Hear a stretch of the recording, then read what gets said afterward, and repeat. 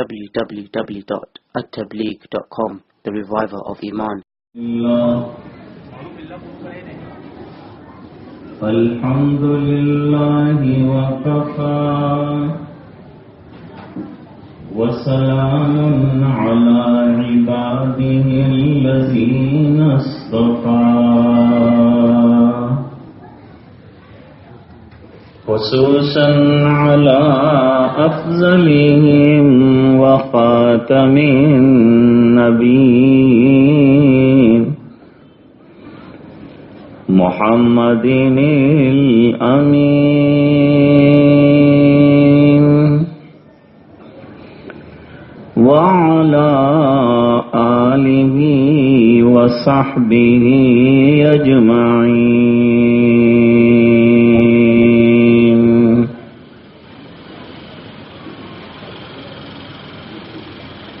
أما بعد فأعوذ بالله من الشيطان الرجيم.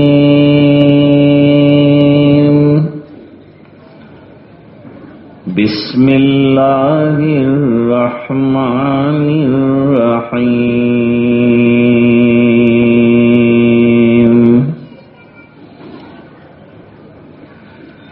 وما خلقت الجن والإنس إلا ليعبدون.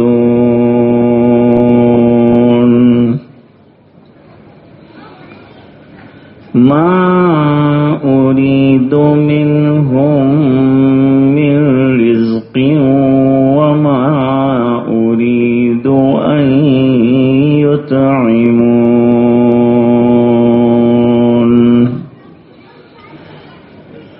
إن الله هو الرزاق ذو القوة المتين.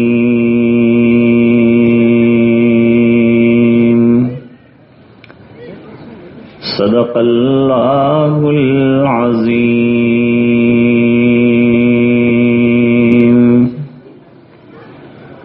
وقال النبي صلى الله عليه وسلم: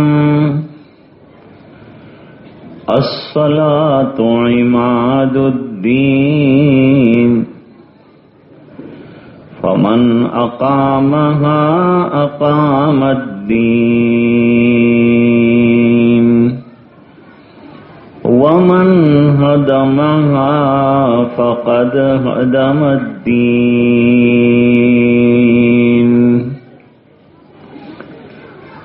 أو كما قال عليه الصلاة والسلام. وصدق رسوله النبي الأمي الكريم.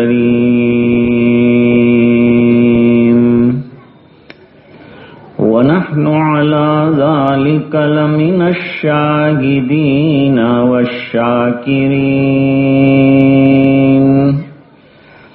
والحمد لله رب العالمين.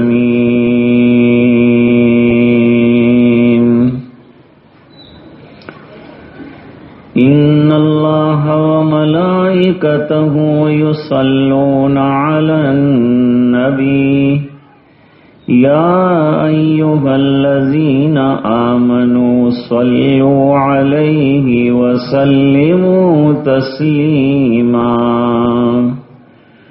اللهم صل على سيدنا محمد وعلى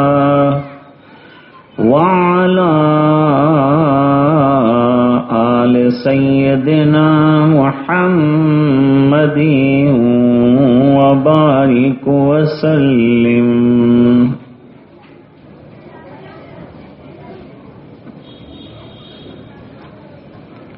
بزرگوں اور بھائیوں،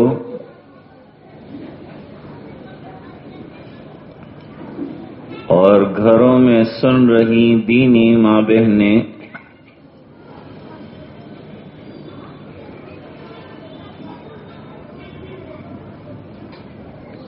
اللہ تعالی نے انسان کو ایک مقصد کے لیے پیدا کیا ہے.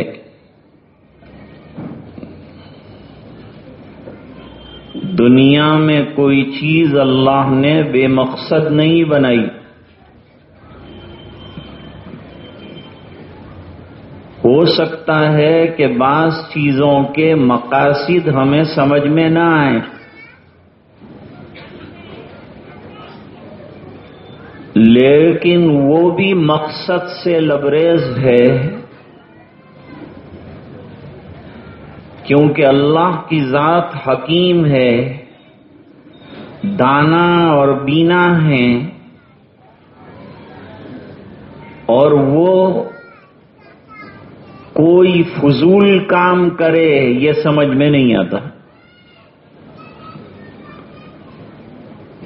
جیسے دنیا میں کوئی عقل مند کوئی کام کرے تو لوگ کہیں گے اس کے پیچھے کوئی نہ کوئی مقصد ہے، کوئی نہ کوئی چیز ہے کار فرما جس کے لیے یہ کام اس نے کیا ہے. اور بغیر مقصد کے جو نقل و حرکت کرتا ہے اس کو دیوانہ کہتے ہیں، کیونکہ اس کی نقل و حرکت، اس کا چلنا پھرنا بے مقصد ہوتا ہے.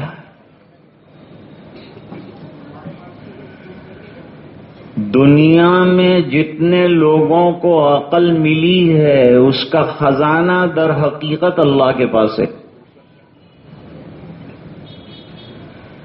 جب لوگوں کو اللہ تعالیٰ نے اتنی عقل دی ہے تو خود اللہ تعالیٰ کے یہاں حکمتوں کے خزانے کا کیا عالم ہوگا.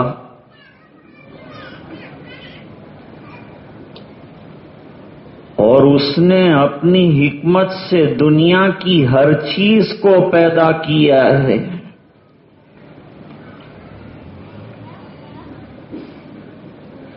کوئی چیز نکمی نہیں زمانے میں، اور کچھ بھی برا نہیں قدرت کے کارخانے میں. ہر شے کے پیچھے کوئی نہ کوئی مقصد ہے. ذرہ بنایا ہے تو مقصد کے لیے، اور آفتاب بنایا ہے تو مقصد کے لیے. زمین کے بہت سے فوائد ہیں، آسمان کے بہت سے فائدے ہیں. ایک مکمل اور ایک منظم نظام اللہ نے چلایا ہے. کتنا اچھا شعر کسی نے کہا ہے، کھیتیاں سرسبز ہیں تیری غذا کے واسطے. کھیتیاں سرسبز ہیں تیری غذا کے واسطے، اور جانور پیدا کیے تیری بقا کے واسطے. چاند سورج اور ستارے ہیں ضیاء کے واسطے، اور یہ سب تیرے لیے اور تو خدا کے واسطے. تو انسان کو اللہ نے اپنے لیے بنایا ہے. اللہ خالق ہیں اور اس نے ہمیں پیدا کیا تو ہم مخلوق ہوئے، ہم بندے ہوئے. وہ مالک ہے، ہم مملوک ہیں. مملوک غلام کا کام یہ ہوتا ہے کہ مالک کی فرما برداری کرے، مالک کی اطاعت کرے، مالک کی مان کر چلے. یہ کام غلام کا ہوتا ہے. ایک صاحب غلام خرید کر لائے. پہلے زمانوں کے اندر انسان بکا کرتے تھے، ابھی یہ سلسلہ سٹاپ ہوا ہے. وہ ایک غلام خرید کر لائے. اس سے پوچھا تیرا نام کیا ہے؟ اس نے کہا میں آپ کا غلام ہوں، جو آپ نام رکھیں وہ میرا نام ہے۔ غلاموں کو اپنا نام کیا تجویز کرنا ہے؟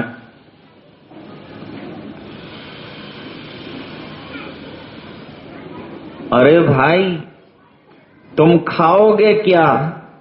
فرمایا غلاموں کا یہ حق نہیں ہے کہ آقا سے یوں کہیں کہ فلان چیز کھاؤں گا فلان چیز کھاؤں گا، جو آپ کھلا دیں گے کھا لوں گا۔ ارے بھائی آرام کہاں کرو گے؟ جواب دیا جہاں آپ کہیں گے لیٹ جاؤ لیٹ جاؤں گا، آپ کہو کہ چارپائی پر تو وہاں لیٹ جاؤں گا، آپ کہو چٹائی پر تو وہاں لیٹ جاؤں گا۔ غلام کا یہ حق نہیں ہوتا کہ اپنی چوائس کے اعتبار سے کھائے پیے سوئے رہے، وہ تو مملوک ہے، کسی کا غلام ہے، اور سب حکم آقا کا اس کے اوپر چلتا ہے۔ تو مالک رو پڑا، اس نے رو کر کہا میں نے بھی لا الہ الا اللہ اور محمد الرسول اللہ پڑھا ہے، اور میں نے بھی اللہ کی غلامی کا دم بھرا ہے، لیکن تو نے آج مجھے سمجھایا کہ غلام کس کو کہتے ہیں۔ تجھے غلامی سمجھ میں آئی، میں نے کلمہ پڑھا ہے، لیکن مجھے اللہ کی غلامی جو ہے سمجھ میں نہیں آئی کہ غلام اپنے معاملے کو آقا کی تفویض میں دے دیتا ہے، اپنی طرف سے تجویز نہیں کرتا۔ اللہ تعالیٰ قرآن کریم میں فرماتے ہیں کہ انبیاء کا مقولہ کیا ہے؟ وَأُفَوِّضُ أَمْرِي إِلَى اللَّهِ، ہم اپنا تمام معاملہ اللہ کے حوالے کرتے ہیں۔ بندگی کا معنی ہے اپنے آپ کو پیدا کرنے والے کے حوالے کر دینا، اس کا ہو کے رہ جانا۔ ہمارے بزرگ فرماتے ہیں اللہ کا ہونا یہ 17 سال کی لڑکی سے سیکھو۔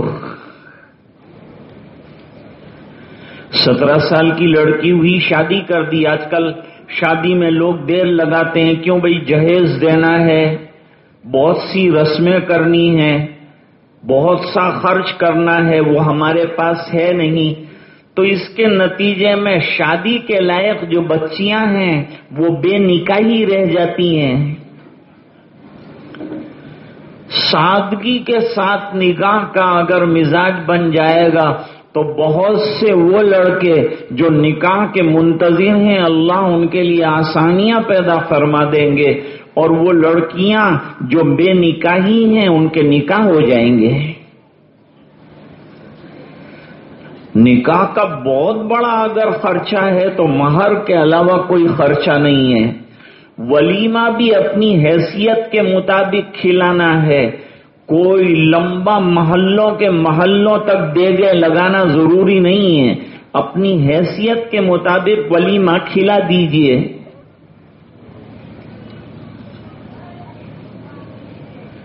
ہمارے ایک بزرگ فرماتے ہیں کہ میں نے میرے بچوں کی شادی کی تو ولیمہ تھا، اس دن 4-5 مرغے ذبح کر دیے، اس کا سالن بنا کر جو محلے کے لوگ تھے ان کو بلا کے کھلا دیا، یہ ولیمہ ہو گیا۔ فضول خرچی اور اسراف اس امت کا مزاج بن چکا ہے۔ موجودہ دور میں جب دنیا کی قومیں اقتصادیات میں ترقی کر رہی ہیں، آگے بڑھ رہی ہیں، تعلیم کے میدان میں خرچے کر رہی ہیں، اپنی اولاد کو پڑھانے پر خرچ کر رہی ہیں، جب ہم لوگ رسموں پر خرچ کر رہے ہیں، جب ہم فضولیات کے اوپر خرچ کر رہے ہیں، اس لیے ہمارے اموال میں برکت نہیں ہوتی۔ اللہ تعالیٰ قرآن کریم میں فرماتے ہیں ان المبذرین کانوا اخوان الشیاطین وکان الشیطان لربہ کفورا۔ فضول خرچ کرنے والے شیطان کے بھائی ہیں، اور شیطان پروردگار کا نافرمان ہے۔ تو اسراف کرنے والا سوچتا نہیں ہے کہ جو مال میں نے کمایا ہے اور جو مال میں خرچ کرتا ہوں، قیامت کے دن جب تک اللہ کے حضور میں جواب نہیں دے دوں گا، وہاں تک میرا قدم اپنی جگہ سے ہٹے گا نہیں۔ اللہ تعالیٰ یہ سوال فرمانے والے ہیں، مال کمایا کہاں سے اور یہ مال خرچ کہاں کیا؟ کیونکہ مال کے دینے والے بھی اللہ ہیں اور مال کے لینے والے بھی اللہ ہیں۔ تو جب اس نے نعمت دی تو نعمت کا دینے والا اپنی دی ہوئی نعمت کے بارے میں سوال کر سکتا ہے۔ اللہ تعالیٰ قرآن کریم میں فرماتے ہیں ثُمَّ لَتُسْأَلُنَّ يَوْمَئِذٍ عَنِ النَّعِيمِ، پھر قیامت کے دن ضرور بے ضرور تم سے نعمتوں کے بارے میں سوال کیا جائے گا۔ تو بات میں یہ عرض کر رہا تھا کہ موجودہ دور میں ہمارے لیے بہت زیادہ ضروری ہے کہ ہم اپنے اموال کو بچائیں، مال کو بچائیں، فضولیات میں خرچ نہ کریں، اپنے بچے اور بچیوں کے دینی تعلیم اور دنیاوی تعلیم کے اوپر پیسہ خرچ کریں، تو یہ پیسہ اگے گا، اس کا نتیجہ نکلے گا اور اس کا فائدہ امت کو ہوگا۔ فرماتے ہیں 17 سال 18 سال کی دوشیزہ، حدیث میں بڑی عجیب بات بیان فرمائی، فرمایا 5 کاموں میں جلدی کرو۔ نبی کریم صلی اللہ علیہ وسلم نے فرمایا 5 کاموں میں جلدی کرو۔ جب کسی کو وعدہ کر دیا ہو تو وہ وعدے کے پورا کرنے میں جلدی کرو، وعدہ پورا کرو۔ حضور پاک صلی اللہ علیہ وسلم نے فرمایا کہ جس نے 6 کام کر لیے میں اس کو جنت کی ضمانت دیتا ہوں۔ ان میں سے وہ بھی ہے کہ جب وعدہ کرتا ہے تو وعدے کو پورا کر دیتا ہے۔ ایسے شخص کے لیے سرکار جنت کی ضمانت اور گارنٹی دے رہے ہیں۔ فرمایا جب وعدہ کیا ہو تو جلدی پورا کرنے کی کوشش کرو۔ کسی سے قرضہ لیا ہے، وعدہ کیا ہے کہ اتنے عرصے میں دے دوں گا، تو اس کو اتنے عرصے میں چکا دو۔ یہ بندوں کے ساتھ عہد و پیمان ہے، پورا کرو۔ اللہ کے ساتھ عہد و پیمان بھی پورا کرو۔ مؤذن جب پکارے فوراً نماز کے لیے دوڑ جاؤ۔ مؤذن تم کو کہہ رہا ہے تمہاری وفاداری کا دستخط کروانے کا وقت آیا، اپنی وفاداری ظاہر کرنے کا وقت آیا۔ آ جاؤ دربار ربانی میں اور اپنی حاضری نوٹ کراؤ اور ثابت کرو کہ تم اللہ کے بندے ہو۔ سجدوں کے ذریعے سے بندہ بندگی کے ذریعے اپنا اللہ کا بندہ ہونا ثابت کرتا ہے۔ اس لیے قرآن کریم میں وعدوں کے پورا کرنے اور عہد و پیمان کو بجا لانے کی بڑی تاکید فرمائی ہے۔ ایک سورت کا نام ہی رکھا سورۃ العقود۔ یا ایھا الذین آمنوا اوفوا بالعقود۔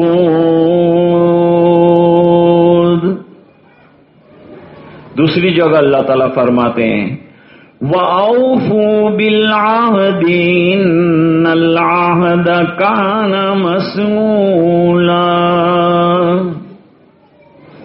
عہد و پیمان پورے کرو، اس بنا پر کہ عہد و پیمان کا اللہ کے یہاں سوال ہوگا۔ بندوں کے ساتھ اگر گناہ کا عہد و پیمان نہیں ہے، نیکیوں کا عہد و پیمان ہے، قرضہ لیا ہے چکانے کا عہد و پیمان ہے، پورا کرو۔ سرکار نے قرضہ لیا ہے لیکن چکانے کا اہتمام کیا ہے۔ ہم لوگ قرضہ لیتے ہیں لیکن چکانے کا اہتمام بالکل نہیں کرتے، بلکہ دل میں ارادہ کرتے ہیں کہ دیا تو دیا، نہیں دیا تو کوئی بات نہیں۔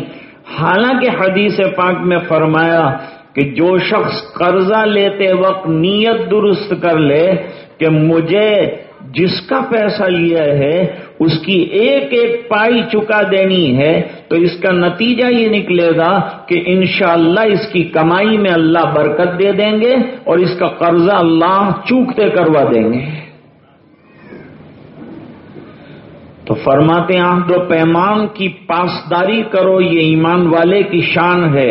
المومن اذا وعد وفا، ایمان والے کی علامت یہ ہے کہ جب وہ وعدہ کرتا ہے تو اپنے وعدے کو پورا کرتا ہے، فلفل کرتا ہے۔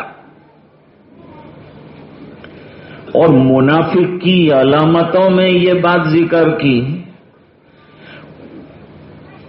اذا حدث کذبا، جب وہ بات کرتا ہے تو جھوٹ بولتا ہے۔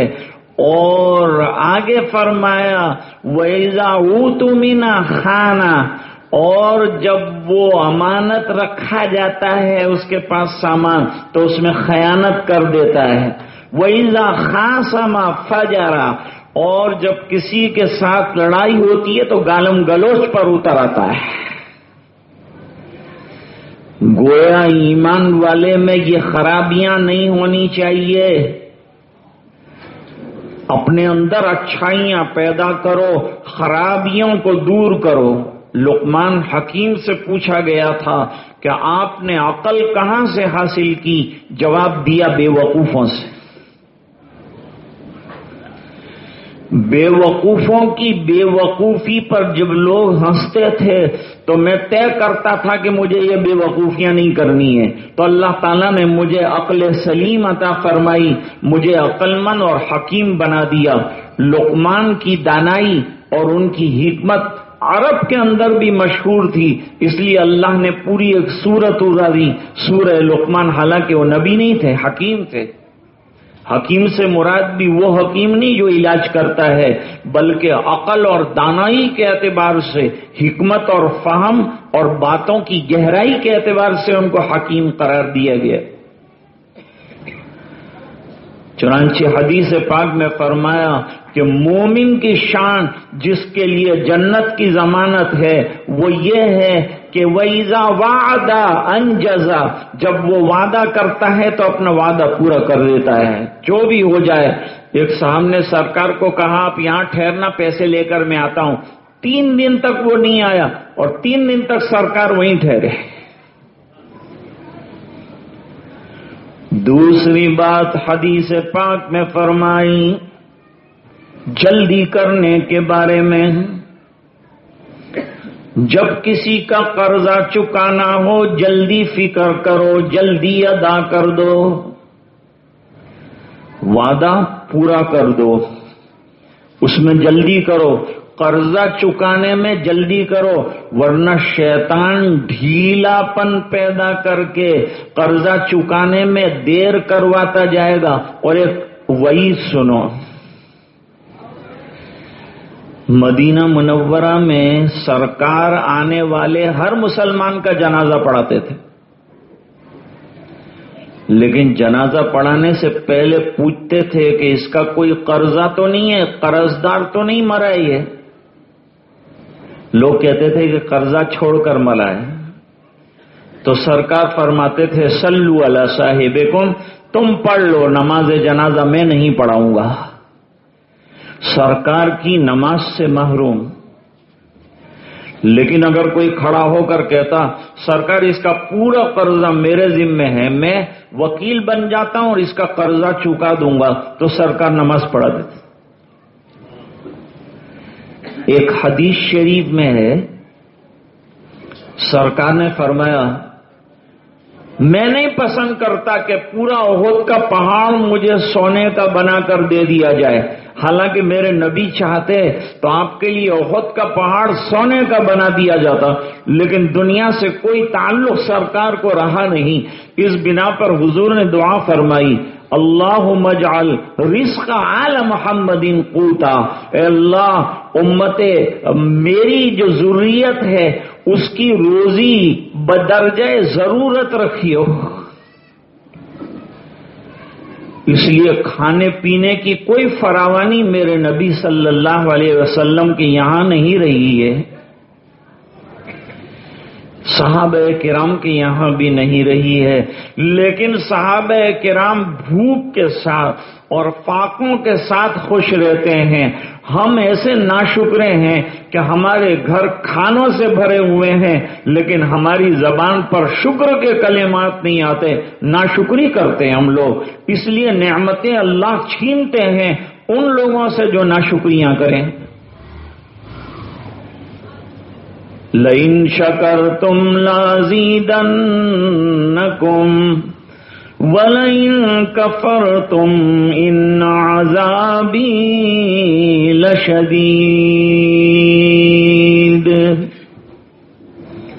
اگر اللہ کی نعمت کے شکر بجا لاؤ گے تو اللہ تعالیٰ نعمتوں میں اضافہ فرمائیں گے، اور اگر ناشکری کرو گے تو جو نعمتیں ہیں وہ بھی چھین لوں گا، جو دیتا ہے وہ لے بھی سکتا ہے۔ سرکار نے فرمایا میں نہیں چاہتا کہ میرے لیے احد کا پہاڑ سونے کا بنا دیا جائے، لیکن اگر بنا بھی دیا جائے تو میں 3 دن کے اندر اللہ کے بندوں پر اسے خرچ کر دوں گا، تقسیم کر دوں گا، رکھوں گا نہیں میرے پاس۔ ہاں لیکن اتنا ٹکڑا سونے کا میرے پاس رکھوں گا کہ اگر میں نے کسی کا قرضہ لیا ہے تو وہ قرضہ چکا دوں۔ سرکار گھر میں شام کو سونا چاندی روپیہ رکھنا پسند نہیں کرتے، رات سرکار اور سونا گھر کے اندر جمع نہیں ہو سکتا ہے، دولت اور نبی دو ایک جگہ پر رات کو جمع نہیں ہو سکتے ہیں، یہ سرکار کا طریقہ رہا۔ لیکن آپ نے فرمایا کہ اگر میں قرض دار ہوں تو میں اتنا جمع کر کے رکھنا چاہتا ہوں کہ میرا قرضہ چوک جائے۔ آج معاملات کی دنیا میں ہم لوگ بہت پیچھے ہیں، نماز بھی پڑھ لیں ہم لوگ، تلاوت بھی کرتے ہیں ہم لوگ، ذکر اللہ بھی کر لیتے ہیں ہم لوگ، تسبیحات بھی پڑھ لیتے ہیں، لیکن معاملات کے اندر گڑبڑیاں کرتے ہیں۔ کسی کی ایک تسو زمین اگر دبا لی تو حدیث میں فرمایا 7 زمینوں کا توق اٹھا کر اس کے گلے کے اندر ڈالا جائے گا۔ ان وعیدوں سے کیا ہم ڈرتے نہیں ہیں؟ تیسری بات نبی کریم صلی اللہ علیہ وسلم نے فرمائی جب لڑکی شادی کے قابل ہو جائے تو مناسب رشتہ تلاش کر کے شادی کر دو، تلاش میں لگ جاؤ۔ تم کو کوئی اچھا لڑکا نظر آئے تو اس کے ماں باپ سے مت اس کی فکر کرو کہ اپنے لڑکی والے ہیں، اپنے کیسے بات سامنے والے کو دے سکتے ہیں۔ حضرت عمر رضی اللہ تعالیٰ عنہ نے اپنی بیٹی جو بیوہ ہو گئی تھی حضرت حفصہ، اس کے لیے حضرت ابو بکر رضی اللہ تعالیٰ عنہ کو پیغام دیا، اور حضرت عثمان غنی رضی اللہ تعالیٰ عنہ کو پیغام دیا کہ تم میری بیٹی کے بارے میں سوچو اور اس سے نکاح کرنے کے بارے میں غور کرو۔ اور انہوں نے جواب نہیں دیا تو ناراض ہوئے، غمگین ہوئے حضرت عمر رضی اللہ تعالیٰ عنہ، اور حضرت ابو بکر سے کہا تم کیسے دوست ہو کہ میں اپنی بیٹی نکاح میں پیش کرنا چاہتا ہوں اور تم تیار نہیں ہوتے؟ سماج مدینے والی بناؤ، معاشرہ مدینے والا بناؤ۔ ہمارے سامنے نمونہ مدینہ منورہ ہے، ہمارے سامنے معاشرہ صحابہ کا ہے جو حضور پاک صلی اللہ علیہ وسلم نے ترتیب دیا ہے۔ مدنی معاشرہ جو بنایا حضور پاک صلی اللہ علیہ وسلم نے، وہ نمونے کا معاشرہ ہے۔ دنیا میں ایسا معاشرہ بننا مشکل ہے۔ پھر بعد میں جا کے پتا چلا کہ حقیقت حال یہ ہے کہ خود سرکار پیغام دینے والے ہیں۔ حضرت ابوبکر سے مشورہ کیا تھا کہ حفصہ کو میں اپنے گھر لے آؤں اور میں نکاح کا پیغام حضرت عمر رضی اللہ تعالیٰ عنہ کو دے دوں۔ نکاح کو سادہ بھی بناؤ اور بچیوں کو جلدی سے جلدی مناسب رشتہ ملے تو بغیر اسراف اور خرچوں کے سادگی کے ساتھ رخصت کرنے کا مزاج بناؤ۔ حضرت عائشہ رضی اللہ عنہا رخصت ہوئی تو پیدل نکلی اپنے گھر سے اور پیدل سرکار کے گھر گئی۔ کتنی بڑی خاتون ہے۔ نکاح کس سے ہو رہا ہے؟ نبی کریم صلی اللہ علیہ وسلم سے ہو رہا ہے۔ رخصت کہاں ہو رہی ہے؟ سرکار کے گھر ہو رہی ہے، اور کوئی ڈولی بھی نہیں ہے اور کوئی سواری بھی نہیں ہے، اور ایک کرتا امی جان نے پہنا دیا۔ وہ کرتا تو ایک عرصہ دراز تک کئی دلہنوں نے پہنا۔ تو ہمارا معاشرہ جو ہے نا، اس میں اسراف بہت آ گیا ہے۔ ماں بہنیں ایک جوڑا ایک مرتبہ پہن لیں تو دوسری مرتبہ پہننا ان کے لیے عار بن جاتا ہے، ان کے لیے جو ہے بہت بڑی شرم کی بات بن جاتی ہے۔ وہ شوہر سے کہتی ہیں تمہاری ناک کٹ جائے گی، یہ جوڑا کل بھی پہنا تھا، یہ جوڑا دوپہر کو بھی پہنا تھا، اب رات کو بھی یہ پہن کر۔ ہمارے وزیر اعظم نے ایک دن میں 6 جوڑے بدل لیے۔ پارلیمنٹ میں گئے تو الگ جوڑا، نکلے تو الگ جوڑا، وہاں گئے تو الگ جوڑا، یہاں گئے تو الگ جوڑا، اور بات یہ کرتے ہیں کہ میں جو ہے پردیسی ہوں اور میں بے گھر ہو گیا ہوں۔ تو بے گھر آدمی جو ہے 10-10 لاکھ کے جوڑے تو نہیں پہنتا۔ یہ عالم ہے۔ ارے یہ تو میرے نبی صلی اللہ علیہ وسلم کی معیشت ہے۔ سرکار کے اوپر ایسا کرتا اور ایسی چادر ہے جس کے اندر پیون لگے ہیں۔ حضرت عمر رضی اللہ تعالیٰ عنہ ہندوستان سے 3 گنا بڑی حکومت کے تاجدار ہیں، لیکن ان کی چادر کے اندر کپڑے کے بجائے چمڑے کا پیون لگا ہے۔ مثالی اور نمونے کی زندگی گزاری ہے، اور یہ ہمارے لیے نمونہ ہے۔ سرکار کے صحابہ نمونہ ہیں، خود نبی کریم صلی اللہ علیہ وسلم کی ذات اقدس ہمارے لیے نمونہ ہے۔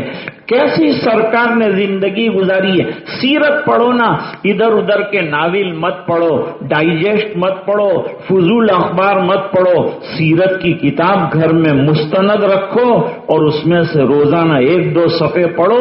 ہماری زندگی میں سرکار کے طریقے آئیں گے تو انشاءاللہ ہم کامیاب ہو جائیں گے۔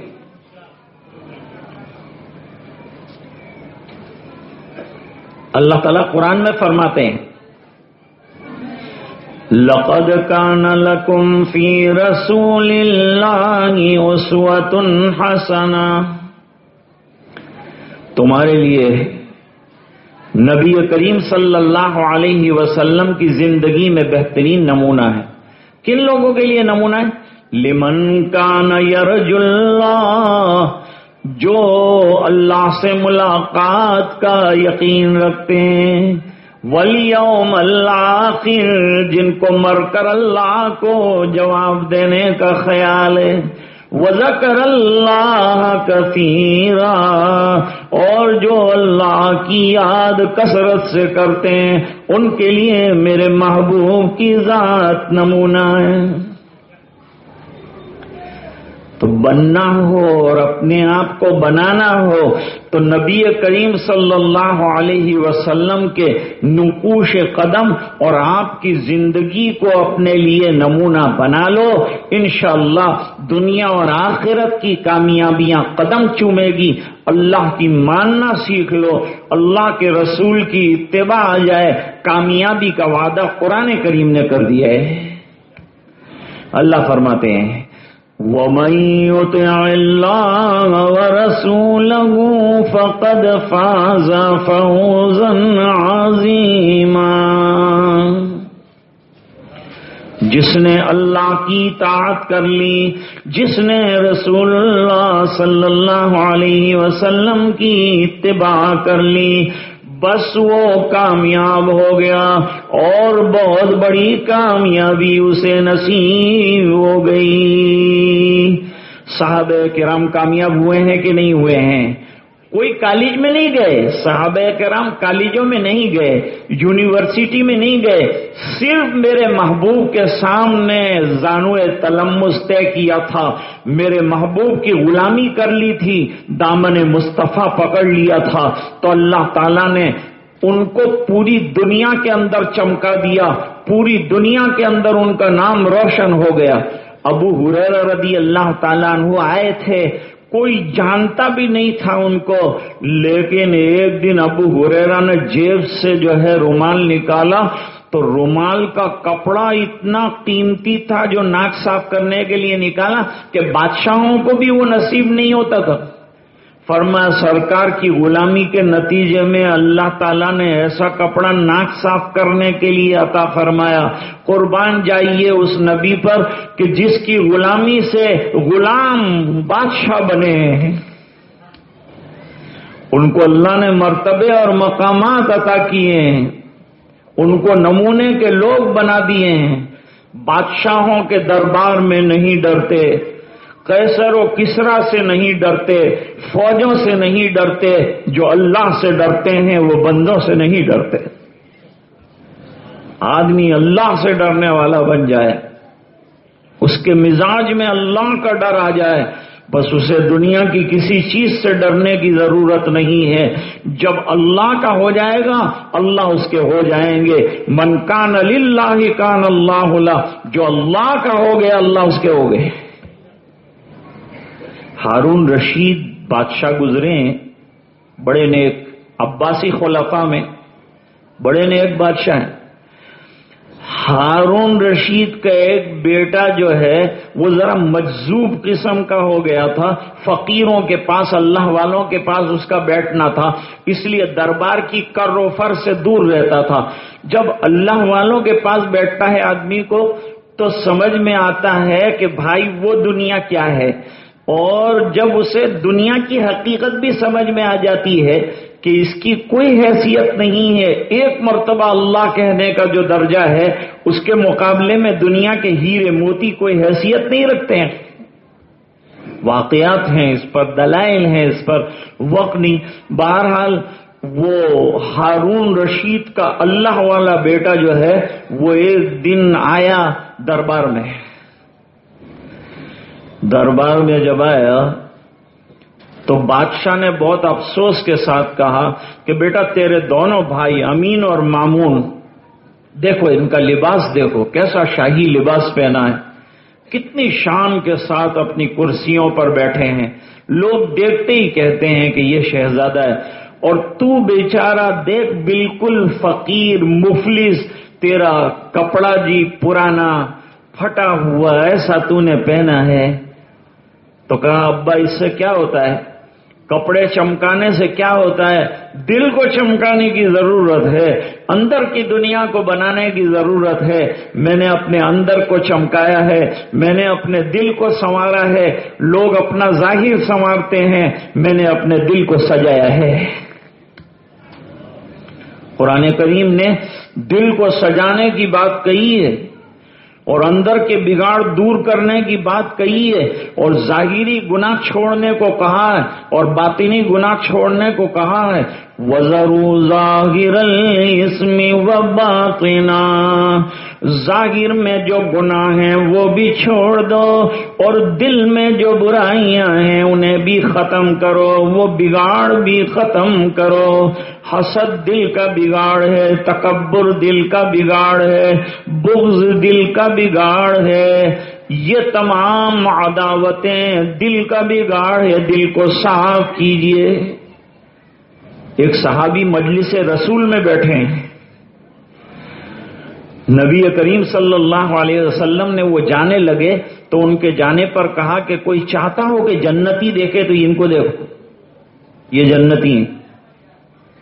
ایک صحابی نے سوچا کہ یہ جو عمل کرتے ہوں گے جس پر جنتی قرار دیا ہے میں بھی کر لوں، اللہ مجھے بھی جنت میں پہنچائے۔ حالانکہ صحابہ کرام کے مقامات ویسے ہی عالی شان ہیں، لیکن اس کے باوجود جو ہے یہ کہا کہ میں چلوں ان کے پیچھے۔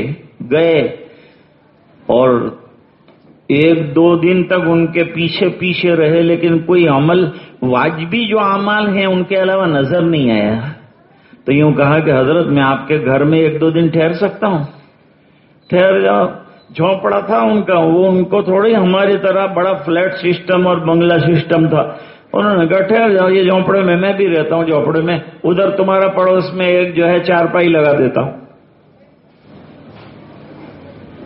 اب ساتھ رہنے لگے اور جائزہ لیتے ہیں کہ کون سا عمل ہے جس پر ان کو جنتی قرار دیا۔ وہ وقت بھی پورا ہو گیا رہنے کا، اب جانے کا وقت آیا تو کہا میں ایک عاجزانہ درخواست کرتا ہوں آپ سے، صحابی رسول مجھے بتائیے، سرکار نے آپ کو 3 مرتبہ جو ہے جنتی فرمایا ہے کہ یہ صحابی جو جا رہے ہیں یہ جنتی ہیں، تو آخر وہ کون سا عمل ہے جو آپ کرتے ہیں؟ ایکسٹرا کوئی عمل ہے آپ کا؟ فرمایا کوئی نہیں۔ تو پھر سرکار نے آپ کو یہ جو بات فرمائی یہ کیا ہے؟ فرمایا میرے پاس ایک عمل ہے، میرے نبی صلی اللہ علیہ وسلم نے فرمایا کہ رات کو سوتے وقت اپنا دل صاف کر کے سویا کرو، کسی کے لیے کینہ دل میں لے کر مت سویا کرو، سب کو معاف تلافی کر کے سویا کرو، اور عفو درگزر کر کے سویا کرو۔ اگر تم ایسا کرو گے تو انشاءاللہ جنتی ہیں۔ میں نے اس وقت سے یہ عمل جو ہے وہ شروع کر دیا ہے، شاید اس کی وجہ سے نبی کریم صلی اللہ علیہ وسلم نے میرے صفائے قلب کی وجہ سے اور میرے دل کی صفائی کی وجہ سے یہ بشارت اور یہ مزلہ سنایا ہوگا۔ ہارون رشید کا جو بیٹا تھا اس نے کہا کہ والد صاحب آپ کی حکومت بہت بڑی، آپ کا اقتدار بہت بڑا۔ ارے کہا میرے بات تجھے سنبھالنا ہے یہ اقتدار، کہا مجھے نہیں چاہیے یہ اقتدار، میری دل کی دنیا سنبھل جائے اور میرا مسلح سنبھل جائے تو بہت ہے۔ خدا کی یاد ہے طاقت ہماری، مسلح ہے ہمارا تخت شاہی۔ تو ہمارا تخت شاہی کیا ہے؟ مسلح پر آ گئے تو دنیا کا تخت کوئی حیثیت اس کے سامنے نہیں رکھتا۔ خواجہ معین الدین چشتی سنجری اجمیری رحمت اللہ علیہ سنجر سے چلے اور اجمیر شریف آئے، اور ایک عرصہ دراز تک محنت کرتے کرتے ایک ایک لقمہ حلال کا کھاتے تھے شکار کے ذریعے سے، اور وہ اس کے علاوہ کسی کی دعوت وغیرہ قبول نہیں کرتے تھے۔ اس طرح کئی سالوں کے اندر اپنے شیخ کے حکم کے مطابق اجمیر آ گئے۔ اجمیر میں اس وقت کفریانہ تمام چیزیں چل رہی تھی، کافرانہ نظام تھا، چاروں طرف مندر لگے ہوئے ہیں، آنا ساگر کے چاروں طرف چھوٹے بڑے پجاریوں کے مٹھ بنے ہوئے ہیں۔ یہ بھی اناؤ ساگر کے کنارے پر رہ گئے، لوٹا لیا، وضو کیا کنارے پر، ابھی تو کوئی مسجد کی شکل نہیں، کچھ بھی نہیں، تنہا تھے۔ کیا لے کر آئے تھے؟ شیخ نے کیا دیا تھا؟ شیخ نے دیا تھا سجادہ، کندھے کے اوپر رکھ دیا، بیٹا جب وقت ہو جائے تو نماز پڑھ لیا کرو، نماز جو ہے کامیابی کا زینہ ہے، نماز جو ہے دنیا آخرت میں کامیابی کی چابی ہے۔ قرآن کریم نے نماز پر کامیابی کا اعلان کیا ہے، اور آخرت میں بھی کامیابی کا مدار جو ہے نماز پر ہے۔ سب سے پہلا حساب قیامت کے دن اگر ہوگا تو نماز کا ہوگا۔ مشرکین کو مومنین سے الگ کر کے جب جہنم کی طرف لے جایا جانے لگا تو مسلمانوں نے پوچھا، دوستوں نے پوچھا، کون سی چیز تمہیں جہنم کی طرف کھینچ کر لے جا رہی ہے؟ ما سلککم فی سقر، جہنم میں کیا چیز تم کو لے جا رہی ہے؟ کون سا عمل لے جا رہا ہے؟ یہ تو ہے ہی کہ بھائی کفر تھا، ایمان نہیں تھا، اس بنا پر جا رہے ہیں، لیکن جو جواب انہوں نے دیا وہ بڑا اہم رہا۔ قالوا لم نک من المصلین، ہم کو نماز کا اعتقاد نہیں تھا، کیونکہ ہم نے اللہ کو مانا نہیں تو اللہ کے سامنے ہم نے سجدہ بھی نہیں کیا، غیر اللہ کے سامنے سجدہ کرتے رہے۔ جو اللہ کا ہو جاتا ہے اللہ کے سامنے سجدہ کرتا ہے۔ پہلا کام یہ ہے کہ نماز نہیں رہی ہماری زندگی میں، اس لیے ہمیں جہنم کی طرف جانا پڑ رہا ہے۔ نماز کتنی اہم ہے، معلوم ہوا کہ نماز جنت کی طرف لے جانے والی، نماز نہیں پڑھی تو جہنم کی طرف جا رہے۔ اور وَلَمْ نَكُ نُطْعِمُ الْمِسْكِينَ، اور ہم مساکین کو دولت ہونے کے باوجود کھانا نہیں کھلاتے تھے۔ کیوں بھائی کھانا کھلانا منع ہے؟ کیا نیاز کھلانا منع ہے؟ نہیں، کھلاؤ، لیکن اللہ کے نام کی کھلاؤ، اپنی نیت کو درست کرو، غربا کو کھلاؤ، اللہ والوں کو اس کا ثواب پہنچاؤ۔ غیر اللہ کی نیاز جائز نہیں ہے، حرام ہے، اس کے بجائے نیاز کرو، کھلاؤ کھانا، اولیاء اللہ کو اس کا ثواب پہنچاؤ، اور غربا کو کھانا کھلاؤ، اور للہ کھلانا ہے تو سب کو کھلاؤ، لیکن نیت کو اپنی درست کرو، معاملہ سب نیت کا ہے۔ قالوا لم نک من المصلین ولم نک نطعم المسکین وَكُنَّا نَخُوضُ مَعَ الْخَائِضِينَ وَكُنَّا نُكَذِّبُ بِيَوْمِ الدِّينِ حَتَّى أَتَانَا الْيَقِينُ۔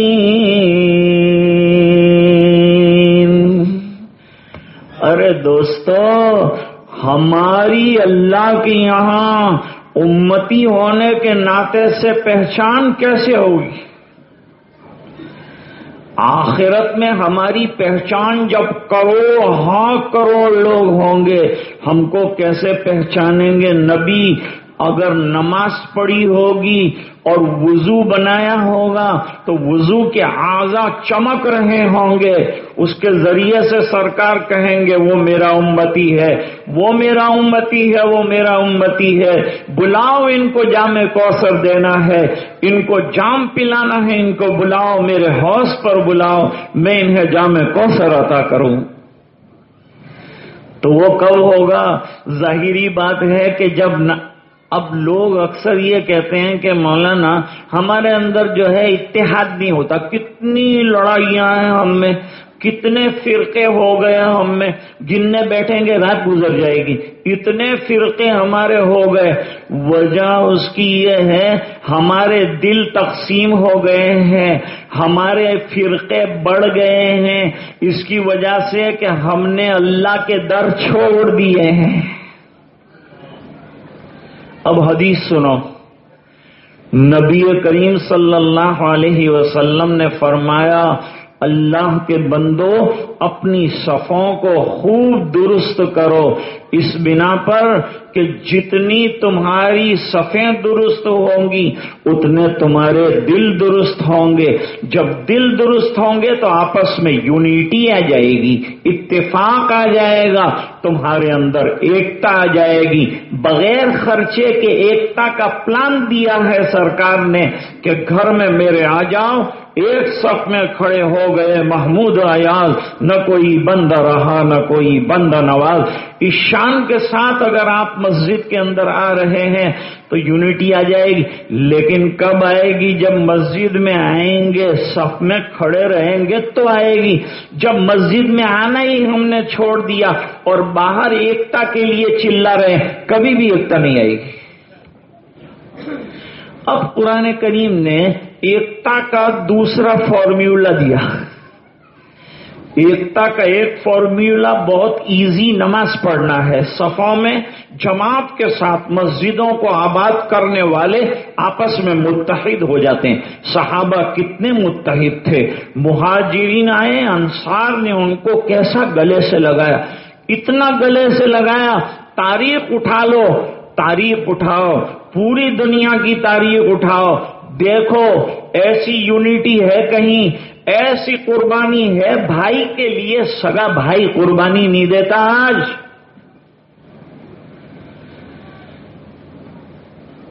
حضرت عبد الرحمن ابن عوف رضی اللہ تعالیٰ عنہ جب مدینہ منورہ آئے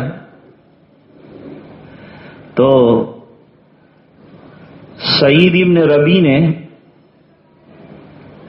کہا کہ آج سے تم میرے بھائی. سرکار نے کہا تم کو میں نے مواخاتی بھائی بنا دیا، بھائی چارہ کرا دیا تمہارے درمیان.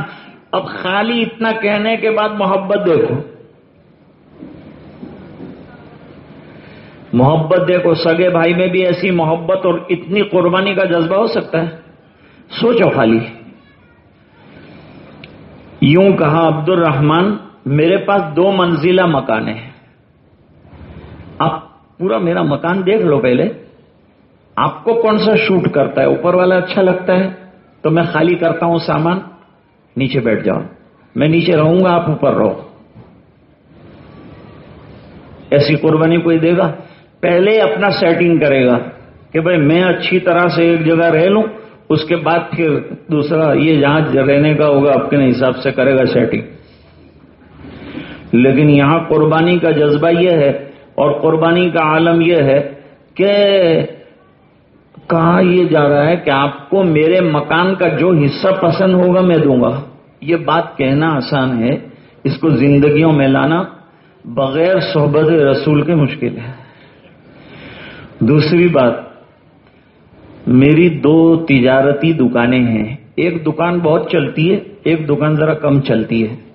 تو جو زیادہ چلتی ہے وہ تم لے لو. بتاؤ کوئی کر سکتا ہے ایسا؟ چلنے والی دکان تم لے لو اور جو دکان ٹھپ ہے میرے لیے چھوڑ دو، اللہ چلائے گا. اللہ کی ذات پر بھروسہ دیکھو، اللہ کی ذات پر اعتماد دیکھو. نہ تجارت پہ بھروسہ ہے، نہ مکان پر بھروسہ ہے، نہ چیزوں پر بھروسہ ہے. بھروسہ ہے تو اللہ پہ بھروسہ ہے.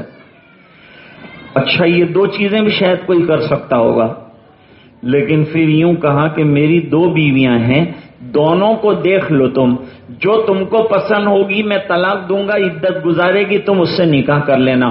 لیکن یہ بھی بڑے شان کے صحابی ہیں حضرت عبد الرحمن ابن عوف رضی اللہ تعالیٰ عنہ. فرمایا حضرت عبد الرحمن نے اللہ تعالیٰ تمہارے مال میں، تمہارے گھر میں، تمہاری تجارت میں، تمہاری ازواج میں برکتیں عطا فرمائے. خالی مجھے بازار کا راستہ بتاؤ. 8 دن کے اندر مدینے سے تھوڑا سا سامان لے کے مکے سے آئے تھے، مدینے کے بازار میں بیچا تو 1 ہفتے میں شادی کر لی. ہمارے یہاں شادی کے لیے بچہ پیدا ہوتا ہے وہاں سے 25 سال تک ٹکریں کھاتا ہی رہتا ہے، خرچے ختم ہی نہیں ہوتے اور حساب پورا ہی نہیں ہوتا اور شادیاں ہوتی بھی نہیں اور چپلیں گھس جاتی ہیں. اور کیا اس کے اندر کل میں نے ایک واقعہ ذکر کیا، گودرا کے اندر ایک صاحب تھے، انہوں نے اپنے 2 بچوں کو ڈاکٹر بنایا. ڈاکٹر بن کے انہوں نے پریکٹس بھی شروع کر دی، MBBS ڈاکٹر. اب فکر ہوئی کہ بھئی ان کو رشتہ، تو رشتے کے لیے انہوں نے جو ہے پیغام دینا شروع کیا. تو بہت خوشی سے بھئی کیا کرتے ہیں آپ کے بچے؟ تو کہا ڈاکٹر ہیں۔ او بالکل، رات کو آج دیکھنے کے لیے بھیج دیجیے، ہماری لڑکی ہم دیکھ لیں، وہ اس کو دیکھ لے، یہ اس کو دیکھ لے، اور کل آپ کو جواب دیتا ہوں۔ دوسرے دن ملاقات ہوئی تو جواب ٹھنڈا تھا، اچھا گرم جواب نہیں دیا، بالکل ٹھنڈا جواب دیا۔ وجہ کیا؟ داڑھی ہے، ٹوپی ہے، کرتا اور پیجامہ ہے۔ اس بنا پر جو ہے ڈاکٹر صاحب سے زیادہ مولانا صاحب معلوم ہوتے ہیں، اس لیے ان کے ساتھ کرنے میں، حالانکہ جو مولانا کے ساتھ جو بیویاں ہیں بہت آرام سے، ڈاکٹر کے ساتھ جو پریشان ہے۔ ڈاکٹر ایک گاؤں سے دوسرے گاؤں جانا اس کے لیے مشکل، اور مولانا کی بیوی تو ان کے ساتھ گھومتی ہی رہتی، پوری دنیا میں جاتے ہیں۔ ایک ڈاکٹر نے ایک مولانا کو پوچھا کہ آپ نے کتنا سفر کیا؟ انہوں نے کہا میں نے تو 27 ملکوں کا سفر کیا۔ اس نے کہا میں تو 27 گاؤں بھی نہیں گیا ہوں ابھی تک۔ تو نے اتنا سفر کیسے کر لیا؟ فرمایا اللہ کا نام لیتے ہیں جو تو اللہ اس کو پہنچاتا ہے، تو انجیکشن مارتا رہا، تو نے اس کے علاوہ کیا ہے؟ اس لیے تو یہاں کہیں ہی رہا۔ جو اللہ کے دین کے کام میں لگتا ہے اللہ تعالیٰ اس کو پوری دنیا میں گھماتا ہے، اللہ تعالیٰ پوری دنیا میں اس کو چلاتا ہے، عزتیں بھی عطا فرماتا ہے، کیا کیا نعمتوں سے نوازتا ہے اللہ تعالیٰ۔ جو اللہ کے کام میں لگے گا اللہ اسے رسوا نہیں کرتے۔ اللہ قرآن میں فرماتے ہیں ان تنصروا اللہ ینصرکم ویثبت اقدامکم، اللہ کے مددگار بن جاؤ، ہم تمہارے مددگار بن جائیں گے، تمہارے قدموں کو جما دیں گے۔ 32 جگہ پیغام بھیجا، گودرا والے بھائی نے اپنے 2 ڈاکٹر بیٹوں کا، رد ہو گئے تو اس نے اعلان کر دیا گھر کے اندر اب سے پیغام دینے کے لیے کہیں نہیں جائیں گے، بلکہ پیغام اب اللہ کے بھروسے پر بیٹھ جائیں گے، ہمارے گھر آئیں گے۔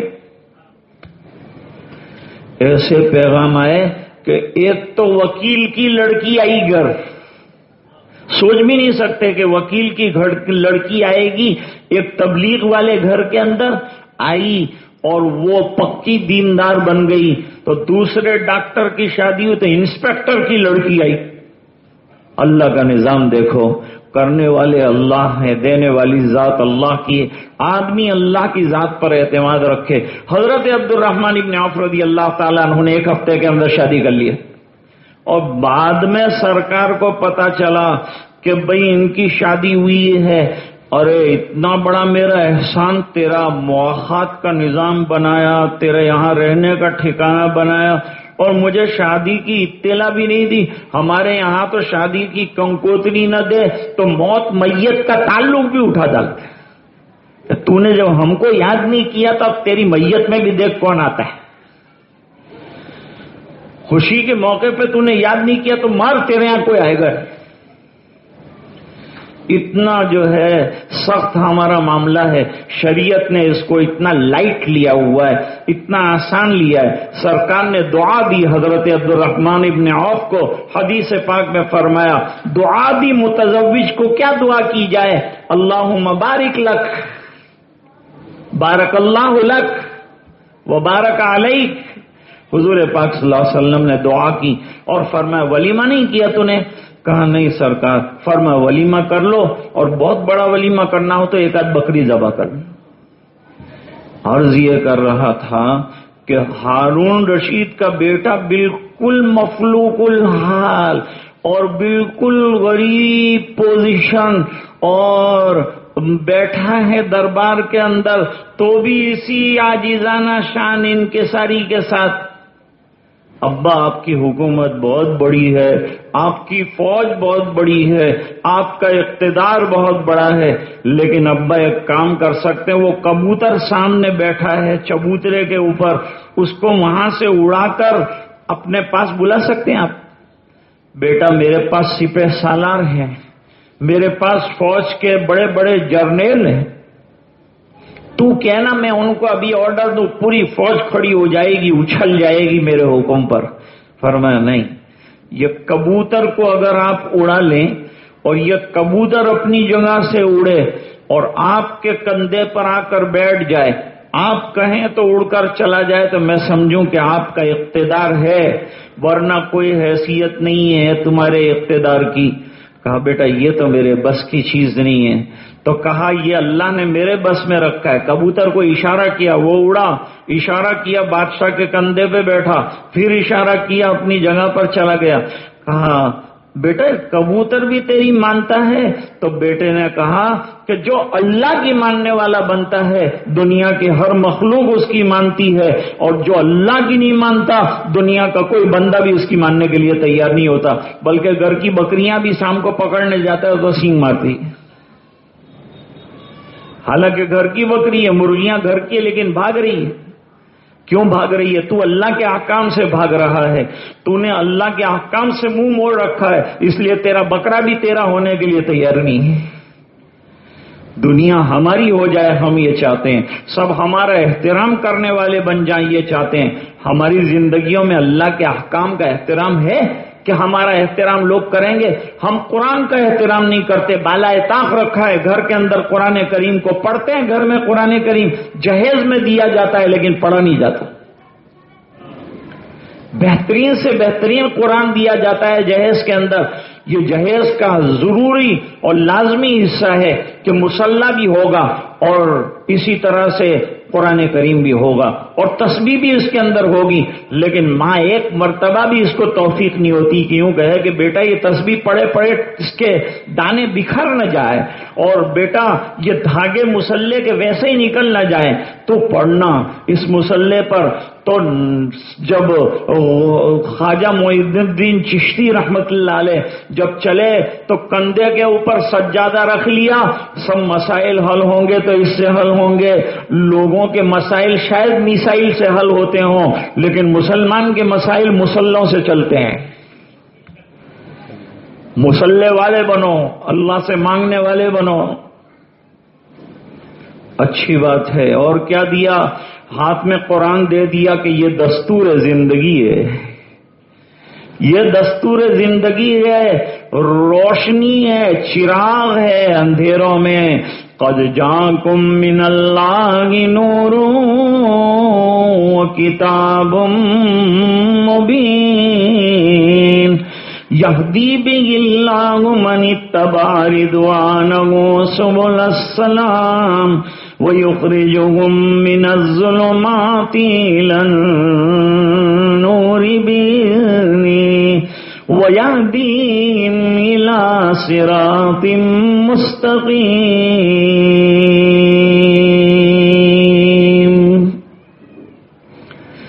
فرماتے ہیں قرآن کریم نور ہے. اللہ نے یہ نورانی کتاب عطا فرمائی ہے. جس کی زندگی میں یہ نورانی کتاب پر عمل آ گیا, یہ نورانی کتاب کی تلاوت آ گئی, اس کا منہ بھی منور ہو جاتا ہے, اس کی زندگی بھی منور ہو جاتی ہے, اس کا گھر بھی منور ہو جاتا ہے. روشنیاں روشنیاں ہر طرف پھیل جاتی ہیں. یہی حال ہے سرکار کی زندگی کا. میرے سرکار کی زندگی روشنی روشنی روشنی. بس سرکار والا طریقہ اپنی زندگی میں اپنا. قرآن کہتا ہے اتحاد چاہتے ہو تو قرآن کریم کو اپنا لو. وَاعْتَصِمُوا بِحَبْلِ اللَّهِ جَمِيعًا وَلَا تَفَرَّقُوا. اگر چاہتے ہو کہ اتحاد آ جائے تو زندگی میں قرآن کریم پر عمل کرنا شروع کر دو, اس کی تلاوت شروع کر دو, گھر میں پڑھنا شروع کر دو, نظام بناؤ روزانہ کا. اکثر لوگوں کو گھر میں شکایت ہے باہر کا اثر ہے اور میلا کا اثر ہے, کسی نے جادو ٹونا کیا ہے. یہ سب کو کاٹنے کا بہترین راستہ گھر میں تلاوت کا نور چلاؤ اور چراغ جلاؤ قرآن کریم کی شکل میں. انشاءاللہ سب خرافات اور سب خرابیاں جتنی ہیں سب ختم ہو جائے گی. اتحاد کے دو بہترین راستے بتائے, ایک قرآن کریم, دوسرا نمازوں کی پابندی, با جماعت نماز کا ادا کرنا. بات عرض کر رہا تھا کہ خواجہ صاحب آ گئے, 60 سال گزر گئے, خالی ہاتھ آئے تھے, لیکن 90 لاکھ لوگوں نے توبہ کی, ایمان قبول کیا. خواجہ اجمیری رحمت اللہ علیہ کے ہاتھ پر, غریب نواز کے ہاتھ پر, اور پھر پرتھوی راج چوہان کا لیٹر آیا کہ کل صبح تمہیں جو ہے ہمارا یہ شہر چھوڑ دینا ہے، اب چلے جاؤ، ہو گیا، بہت تمہارے مرید ہو گئے، اب ہمیں ڈر ہے ہمارے تخت کا، اب ہمیں ڈر ہے ہماری حکومت کا۔ خط آیا، نظر ڈالی خط پر، لوگ فکر میں آ گئے، اتنا بڑا عملہ، اتنی بڑی خانقاہ، ہزاروں کا کھانا بن رہا ہے اور صبح چھوڑ کے جانا ہے تو کیسے جائیں گے؟ حضرت خواجہ صاحب فرمایا فکر کیوں کرتے ہو، لاؤ ہمارے ہتھیار لاؤ۔ ارے ہتھیار کیا ہے حضرت، آپ کے پاس تو کوئی ہتھیار ہے نہیں۔ فرمایا اتنے سال رہے تم کو معلوم نہیں مسلمان کا ہتھیار کیا ہوتا ہے؟ ارے دعا ہمارا ہتھیار ہے، مصلی ہمارا ہتھیار ہے، تسبیح ہمارا ہتھیار ہے۔ وضو بنا لیا، مسواک کر لیا، مصلی بچھا دیا اور لوگوں کو بتایا مجھ سے کیا لینے آتے ہو، میں تو لینے کے لیے اللہ کے دربار پہ کھڑا ہوں۔ لینا ہے تو اللہ سے لے لو، مانگنا ہے تو اللہ سے مانگو، وہ دینے والی ذات ہے، وہ عطا کرنے والی ذات ہے۔ اتنا بڑا مسئلہ آیا، میں ذرا بھی نہیں گھبرایا۔ خواجہ صاحب نے مصلی بچھایا، 2 رکعت اطمینان کے ساتھ پڑھی، ہاتھ اٹھا کر دعا فرمائی، مسکراتے ہوئے فرمایا وہاں سے خبر آئی ہے خواجہ کی قبر اجمیر میں بنے گی، اور جس نے یوں کہا ہے نکل جاؤ، صبح ہونے سے پہلے اسے نکال دیا جائے گا۔ یہ اللہ کا نظام ہے دوستو۔ تو میں عرض کر رہا تھا کہ 17 سال کی دوشیزہ سے ایمان کیسے ہوتا ہے وہ سیکھو، اللہ کا ہونا کیسا ہوتا ہے سیکھو۔ جس دن اسے کہہ دیا جاتا ہے کہ کل سے تیرا شوہر یہ رہے گا، سب کی محبتیں ایک طرف شوہر کی ہو کے رہ جاتی ہے، بھائیوں کی محبت ایک طرف شوہر کی ہو کے رہ جاتی ہے، ماں باپ کو بھی چھوڑ دیتی ہے، سب کو چھوڑ دیتی ہے۔ اب لڑائی چلتی ہے تو شوہر کی طرفداری کرتی ہے، ایک کا ہو کر رہنا آگے، اب کسی پر اس کی نظر پڑتی نہیں۔ یہ مسلمان دوشیزہ کی خوبی اور خصوصیات میں سے ہے۔ تو اس کو خالی اتنا کہا گیا کہ کل سے تیرا یہ شوہر ہے، اس نے کہا میں اس کی ہو کر رہوں گی۔ 17 سال کی دوشیزہ کو شوہر کا ہونا آ گیا، اور 70 سال کے بوڑھے کو لا الہ الا اللہ محمد الرسول اللہ کے بعد اللہ کا ہونا نہیں آیا۔ آج ضرورت ہے ہماری زندگیوں میں عبادت آئے، ہماری زندگیوں میں نمازیں آئے۔ میں عرض کر رہا تھا چند چیزوں میں جلدی کرنے کو سرکار نے فرمایا جب نماز کا وقت ہو جائے لیٹ مت کرو، نماز کو وقت کے اوپر نماز پڑھو۔ سب سے پسندیدہ عمل نبی کریم صلی اللہ علیہ وسلم نے فرمایا ان احب الاعمال عند اللہ الصلاۃ علی وقتها، وقت کے اوپر نماز کا پڑھنا پسندیدہ عمل ہے۔ ماں بہنوں کو چاہیے کہ جیسے ہی وقت ہو جائے، اذان ہو جائے، سب کام چھوڑ کر پہلے نمازوں کو ادا کریں، ورنہ شیطان نماز کو ڈھیل میں ڈال کر قضا بھی کروا دے گا اور مس بھی کرا دے گا اور ختم بھی کرا دے گا۔ فوراً نماز پر کھڑے ہو جاؤ، سب کاموں کو چھوڑ کر پہلا کام یہ کرو، یہ سب سے ضروری کام ہے۔ اس لیے قیامت کے دن سب سے پہلے نماز ہی کا سوال ہوگا۔ یہ ٹھیک نکل آئی تو باقی آگے کا معاملہ آسان ہو جائے گا، اور اگر یہ ٹھیک نہیں نکلی تو بڑا مشکل معاملہ ہوگا۔ اور یاد رکھو قرآن کریم نے نماز کو ایمان کے ساتھ تعبیر کیا ہے۔ ایمان کی بہترین علامت نماز ہے۔ اللہ فرماتے ہیں وَمَا كَانَ اللَّهُ لِيُضِيعَ إِيمَانَكُمْ، اللہ تعالیٰ تمہارے ایمان کو ضائع نہیں فرمائیں گے، یعنی تمہاری نماز کو ضائع نہیں فرمائیں گے۔ دیکھیے یہاں نماز کے لیے لفظ ایمان کا ذکر فرمایا، اور فرمایا نبی کریم صلی اللہ علیہ وسلم نے کہ جب جنازہ تیار ہو جائے جلدی کرو جلدی کرو، جلدی اول منزل پہنچا دو، اور دوشیزہ جوان ہو جائے جلدی نکاح کی فکر کرو۔ یہ 5 چیزوں میں جلدی کرنے کے لیے نبی کریم صلی اللہ علیہ وسلم نے فرمایا یہ ضمنی طور پر بات کہہ رہا تھا. میں نے آیت کریمہ پڑھی آپ کے سامنے، اس میں اللہ تعالیٰ نے انسان کی تخلیق کا مقصد بیان فرمایا ہے کہ میں نے انسانوں کو کیوں پیدا کیا، پیدا کرنے کا کیا مقصد ہے. اللہ فرماتے ہیں وَمَا خَلَقْتُ الْجِنَّ وَالْإِنسَ إِلَّا لِيَعْبُدُونَ. جنات اور انسان دونوں کی پیدائش اور تخلیق کا مقصد عبادت ہے کہ وہ میرے عبادت گزار بن جائیں. یاد رکھو اللہ کو ہماری عبادت کی ضرورت نہیں. اگر مجاہدہ کرے گا اپنے فائدے کے لیے کرے گا، عبادت کرے گا اپنے فائدے کے لیے کرے گا، کام کرے گا اللہ کے تمام احکام پورے کرے گا، فائدہ اسی کو ہونا ہے.